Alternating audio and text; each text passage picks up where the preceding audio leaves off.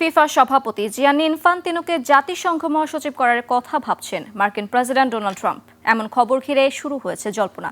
তবে এই বিষয়ে ট্রাম্প ইনফান্তিনোর মধ্যে কোনো আলোচনা হয়েছে কিনা সে বিষয়ে অবগত নন বলে জানিয়েছেন হোয়াইট হাউসের মুখপাত্র ক্যারোলিন লেভিট। তবে ফিফা প্রধানের প্রতি ট্রাম্পের গভীর শ্রদ্ধার কথা তুলে ধরেছেন তিনি।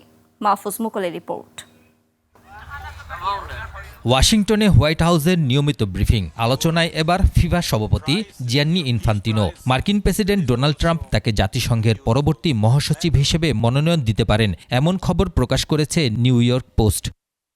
পত্রিকাটির প্রতিবেদনে বলা হয়েছে, ট্রাম্প ঘনিষ্ঠ সূত্রের বরাতে ইনফান্তিনোকে জাতিসংঘের বর্তমান মহাসচিব অ্যান্তোনিও গুতেরেসের উত্তরসূরি হিসাবে ভাবার কথা জানানো হয়েছে। গুতেরেসের মেয়াদ শেষ হচ্ছে চলতি বছরের শেষ দিকে। I don't know if he and the president have discussed that. I haven't been present for all their conversations. I know they speak quite frequently, and the president has a lot of respect for Gianni and what he has done with FIFA. ব্রিফিংয়ে Leavitt বলেন, যুক্তরাষ্ট্রে 2026 বিশ্বকাপ ছিল ব্যাপক সফল, যা দেশটির ব্যবসা ও অর্থনীতিতে ইতিবাচক প্রভাব ফেলেছে। একই সঙ্গে বিশ্বমঞ্চে যুক্তরাষ্ট্রের সক্ষমতাও তুলে ধরেছে এই আসর। As we all just saw, the World Cup was a tremendous success here at home.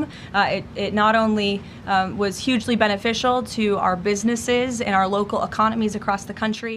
2026 বিশ্বকাপ ফুটবল উপলক্ষে ট্রাম্প ও ইনফান্তিনোর ঘনিষ্ঠতার বিষয়টি আলোচনায় এসেছে। টুর্নামেন্ট শুরুর আগে ইনফান্তিনো ট্রাম্পকে ফিফা পিস প্রাইজ প্রদান করেছিলেন। মাহফুজ মুকুল, 21 টেলিভিশন।